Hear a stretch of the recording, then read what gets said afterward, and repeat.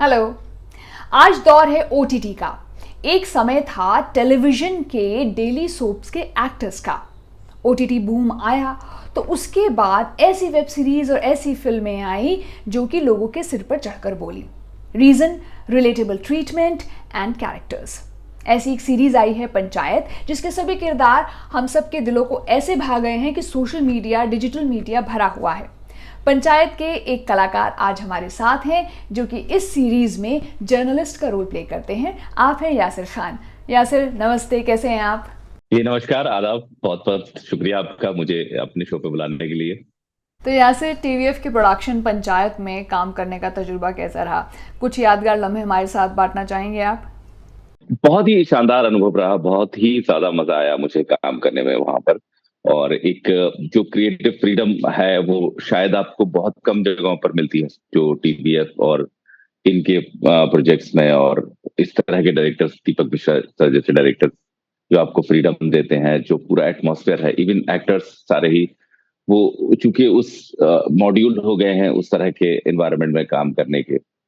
तो बहुत ही अच्छा एक्सपीरियंस था और मैं चाहता हूं कि हर एक्टर को इस तरह के एनवायरनमेंट में काम करना चाहिए। पंचायत जहां पर एक फैमिली सीरीज है, वहीं पर दहाड़ एक मिस्ट्री और क्राइम थ्रिलर रहा। उसमें काम करने का अनुभव कैसा रहा आपका? दहाड़ भी बहुत अच्छा अनुभव था, लेकिन दहाड़ में बहुत ज्यादा एक बड़ा प्रोडक्शन था और वहां बहुत सारे कलाकार थे। बहुत लार्ज स्केल पे हो रहा था और बहुत ही प्लान्ड था और हर चीज बहुत ही एक्यूरेट थी कि ऐसी ही होगी। आ, वो उस तरह का काम था। दोनों तरीके के जो मॉड्यूल होते हैं उनमें काम करने में मजा आता है। तो उसमें बहुत ही ज्यादा आपको सर्टेन रहना है, इतना ही। और उस तरह की चीज थी। और यहाँ पर बहुत सारा उस तरह का खुला अ, जो एक आपको लिबर्टी मिलती है काम करने की, उस तरह का एक वो होता है। तो दोनों ही मुझे लगता है, दोनों ही तरीके के काम में, दोनों ही तरीके का जो दो, दो, दो, दोनों ही तरीका है, उसमें आदमी को बहुत ज्यादा प्रैक्टिस हो जाए तो उसके लिए काफी अच्छा होता है एक एक्टर के लिए। आपका और मेरा एक कनेक्शन भी है। आप भी रेडियो की बिरादरी से हैं और मैं भी रेडियो की बिरादरी से रही हूँ। सो रेडियो से टेलीविज़न, वेब सीरीज़, फिल्म, ये ट्रांजिशन कितना स्मूथ रहा और क्या चैलेंजेस रहे? एक्चुअली मैं अगर हकीकत बताऊं आपको तो ये है कि मैं हमेशा से एक्टिंग ही करना चाहता था, फिल्म, टीवी और इस तरह थिएटर। लेकिन मैं एक कहते हैं ना, कभी कभी आप फ्लो के साथ चले जाते हो, तो मैं रेडियो में चला गया और रेडियो में मुझे बहुत मजा आया। मेरा कोई इरादा नहीं था रेडियो करने का। मैं इनफैक्ट जब मैंने शुरुआत की अपनी ड्रामा क्लब से अलीगढ़ से, तो मुझे रेडियो के बारे में जानकारी भी नहीं थी बहुत ज्यादा। मैंने अपना करियर भी शुरू किया तो टीवी से ही शुरू किया, ईटीवी से 2001 में।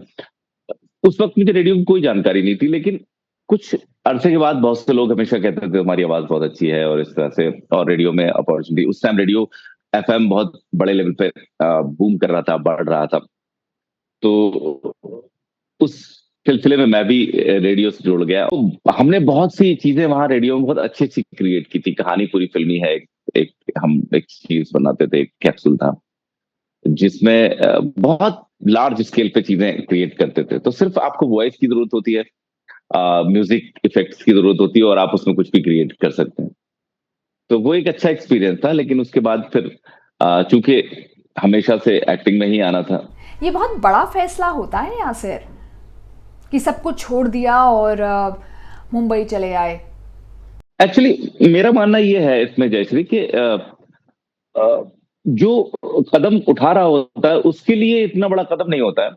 लेकिन दूसरे लोगों के लिए, जो उससे जुड़े हुए लोग हैं, उसके वेलविशर भी, ऐसा नहीं, उनके लिए बहुत बड़ा कदम होता है। उनको ऐसा लगता है कि अरे सब कुछ तो सेटल्ड है, पूरा करियर अच्छा खासा चल रहा है, क्यों आप इसकी ऐसी तैसी करना चाहते हो और वैसा। लेकिन जो जो करना चाहता है उसके लिए तो ये बड़ा खुशी का मोमेंट होता है कि अब मैं वो करने जा रहा हूँ जो मैं करना चाहता हूँ या जिसके लिए मैं बना हूँ। तो उसके लिए बहुत बड़ा मूवमेंट, बड़े खुशी का मूवमेंट होता है। उसके लिए बहुत वैसा नहीं होता कि अब स्कैरी या अरे अरे क्या होगा, वैसा नहीं होता है नॉर्मली, आप यस। जानते होंगे। लेकिन दूसरे लोगों के लिए होता है। तो वही मेरे साथ भी था। मतलब मेरे घर वाले, फ्रेंड्स सब बहुत फिक्रमंद थे कि अरे और तुम ऐसा करने जा रहे हो, सोच लो, और ये पहले वहां जॉब देख लो बॉम्बे में। मैं उस समय दुबई में था, और एक रेडियो में काम कर रहा था। तो सारे लोग यही कहते थे कि बॉम्बे जा रहे हो तो पहले बॉम्बे में कुछ रेडियो में काम देख लो, उसके बाद शुरुआत करो। बट मैं डिसीजन ले चुका था, और मैं आ गया। मैंने थिएटर शुरू किया, वॉइस ओवर्स और डबिंग्स वगैरह शुरू की, और साथ साथ जो है करता रहा। फिर धीरे धीरे ताल्लुकात, रिलेशंस बनते रहे, काम आता रहा, और ये आज कर रहा हूँ। मुंबई जब एक्टर आता है कोई तो वो हीरो प्ले करना चाहता है। आपने इश्क के परिंदे में विलेन का रोल किया, वो कैसे संभव हुआ? हाँ, वो दरअसल वो काम भी ऐसे ही आया था कि मुझे एकदम सडनली, मतलब आई वाज नॉट, मैं कुछ दूसरा काम कर रहा था, और उस बीच में मेरे एक दोस्त हैं, दोस्त क्या, बड़े भाई हैं, शाकिर साहब। तो वो एक फिल्म बना रहे थे, वही इश्क के परिंदे।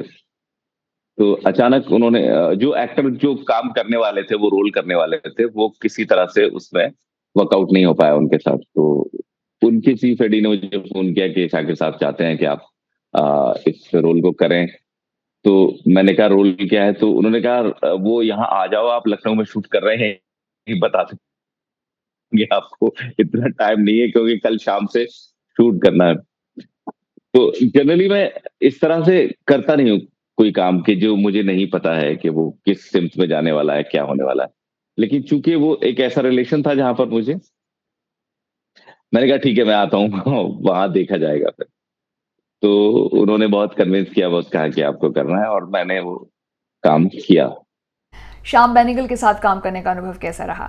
बहुत अच्छा, मतलब श्याम बेनेगल साहब तो उन लेजेंड में से एक हैं जो बहुत ही गिने चुने, अब एक इरा है वो, जो बहुत कम लोग रह गए हैं उसके। एम एस सत्यू साहब, श्याम बेनेगल साहब, और मुजफ्फर अली। श्याम बेनेगल साहब के साथ सबसे बड़ी बात तो ये है कि मैं, आप उनके बारे में अगर आप जानते हैं तो वो इंसाइक्लोपीडिया है। उनसे आप कोई भी किसी भी चीज के बारे में बात करेंगे, आपको पूरी कंप्लीट जानकारी उसकी वो आपको दे सकते हैं।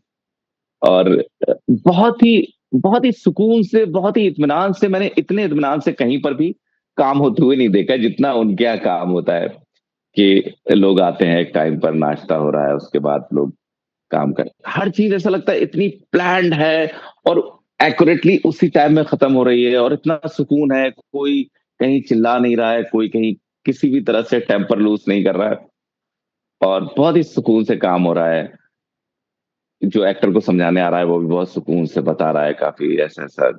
मैं जब वहां पर था तो अतुल जी और शमा मैम, शमा सैदी, ये लोग आमतौर पर एक्टर्स से बात करते थे नॉर्मली, क्योंकि श्याम सर तो वो ज्यादातर टेक्निकल और सब चीजें देखते थे। थोड़ा सा लास्ट टाइम जब बिफोर द टेक वो भी बात करते थे और समझाते थे, लेकिन जो ब्रीफ था पूरा तो ये लोग करते थे। तो बड़ा ही एक अच्छा, शमा जैदी जो है उनके साथ मैं काम कर चुका हूँ पहले भी, क्योंकि वो मेरी पहली बॉस है। मैं जब ईटीवी ज्वाइन किया तो she was my first boss. तो एक वो बहुत लंबे टाइम के बाद रियूनियन हुआ उस सेट पे, जो कि काफी मजेदार था।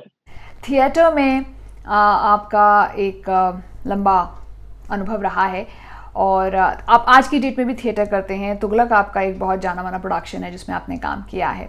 तो जब आप थिएटर से वेब सीरीज़ में आए, फॉर्मेट चेंज हुआ, तो थिएटर की कौन सी चीज़ें थी जिन्हें आपने अनलर्न किया?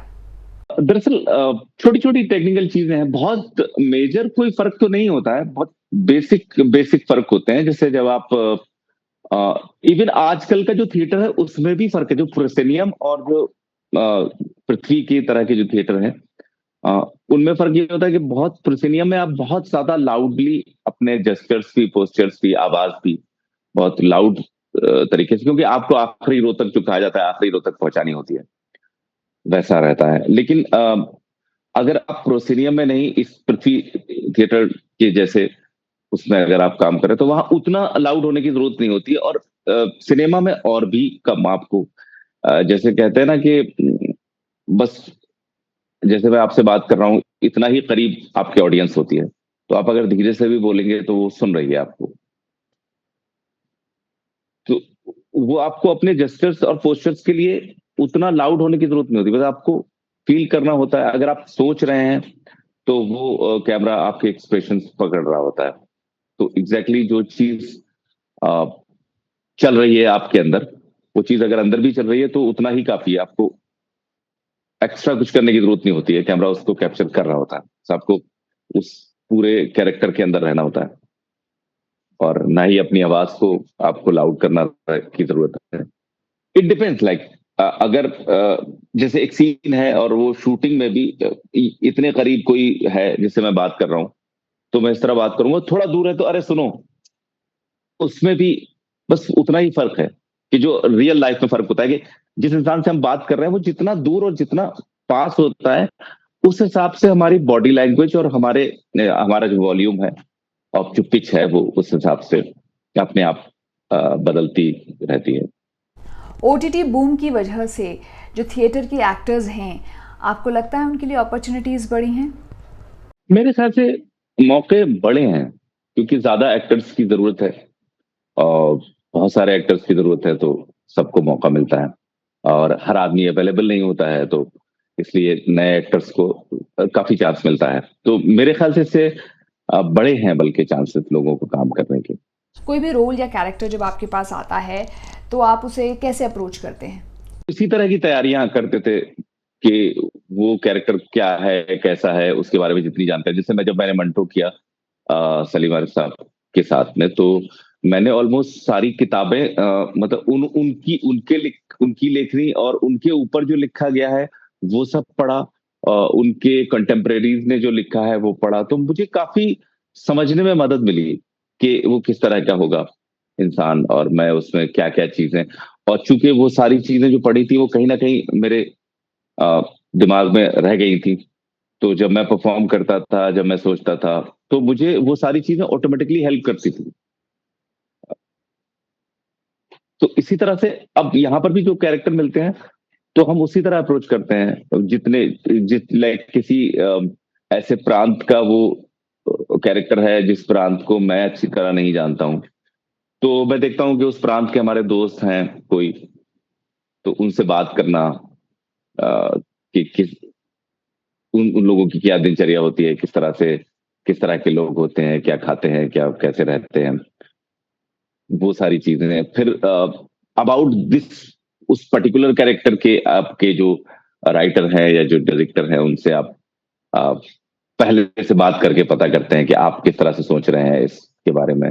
फिर हमारे इमेजिनेशन क्या हो सकते हैं उस कैरेक्टर को लेकर के। मुंबई आपको कैसा ट्रीट कर रही है? अपने नेटिव टाउन की, अलीगढ़ की कभी याद आती है? मैं दरअसल मेरे बारे में ये है कि मैं कभी अलीगढ़ बहुत ज्यादा रहा नहीं।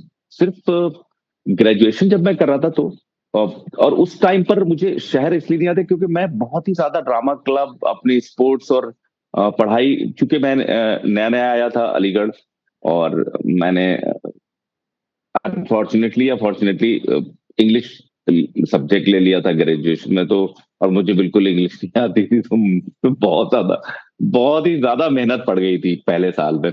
और उस मेहनत के साथ साथ ड्रामा क्लब था, तो मेरे पास पूरा टाइम यूनिवर्सिटी में वहीं दोस्तों के बीच में ही और क्लासमेट्स के साथ ही गुजरता था। तो वो 3 साल थे अलीगढ़, और फिर जब मैं बिग एफएम में आया था, बाकी मैं अलग अलग शहरों में रहा हूँ, हैदराबाद में रहा हूँ, दुबई रहा हूँ, अहमदाबाद रहा हूँ, दिल्ली रहा हूँ, पुणे रहा हूँ।